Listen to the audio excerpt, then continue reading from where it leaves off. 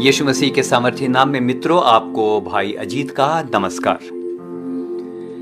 आज के हमारे मनन का विषय होगा, क्यों उन्होंने आश्चर्य कर्म देखा।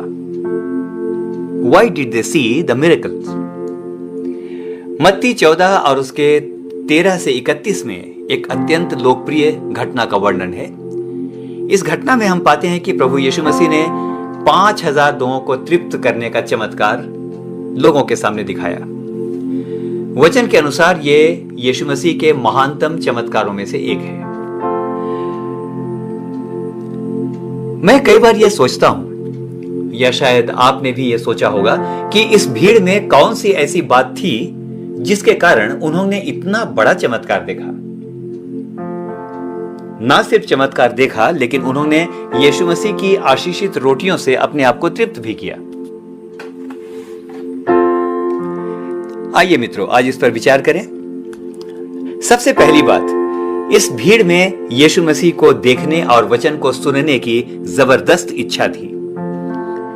लूका 14 और उसके 13 में वचन बताता है कि यीशु उस समय किसी ऐसे स्थान में था जहां आसानी से पहुंचा नहीं जा सकता था। वो कोई सुविधा से भरी हुई जगह नहीं थी, लेकिन वीरान और सुनसान जगह थी। लेकिन वचन बताता है कि जब भीड़ को पता चला कि यीशु वहां है, तो लोग नगर नगर से निकलकर पैदल दौड़े और कठिनाई से यीशु को खोजते हुए वहां पहुंच गए। मेरे प्रियो, आज लोग सुविधा देखते हैं, लेकिन उस भीड़ ने खाने पीने या परिवहन और रहने की कोई परवाह नहीं की। वे 3 दिनों से यीशु मसीह के पीछे थे, लेकिन उन्हें बस यीशु चाहिए था। आपने ध्यान दिया? सुनसान जगह में जहां पर यीशु मसीह था, जहां कोई नहीं पहुंच सकता था आसानी से, भीड़ वहां पर यीशु मसीह को ढूंढती हुई पहुंच गई। भला उन पर जो यीशु को यत्न से ढूंढते और अपनी सुविधाओं की चिंता भी नहीं करते हैं, उन पर दया क्यों ना की जाएगी। हालेलुया। दूसरी बात, इस भीड़ की और एक विशेषता को हम देखेंगे कि ये एक आज्ञाकारी और अनुशासित भीड़ थी। यीशु ने जब उनको पांति पांति बैठने की आज्ञा दी, तो किसी ने कोई विवाद नहीं किया। जब रोटी बंटने लगी तो कोई धक्का मुक्की या अशिष्टता नहीं हुई, जबकि 3 दिनों से वे साथ थे और शायद सबका खाना लगभग खत्म हो गया था। लेकिन हर व्यक्ति शांत था और समर्पित भाव से बैठा था, शायद ये सोचकर कि मैं पंक्ति में आखिरी व्यक्ति सही, लेकिन यदि प्रभु ने कहा है तो मेरी बारी भी जरूर आएगी।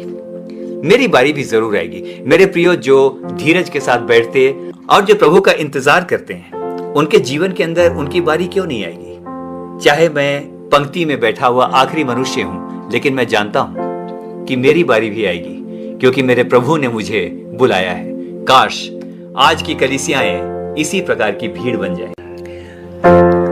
आइए मेरे प्रियो, इस समय अपने प्रभु के सामने जब हैं, इस समय कहें, प्रभु आपको ढूंढता हुआ मैं भी इस समय यहां पर हूं। जिस प्रकार वो भीड़ आपको ढूंढती हुई उस सुनसान जगह में पहुंच गई, मैं भी आज आपको ढूंढता हूं। और जब आप पूछते हैं तू कहां है, तो मैं आज के दिन कहना चाहता हूं,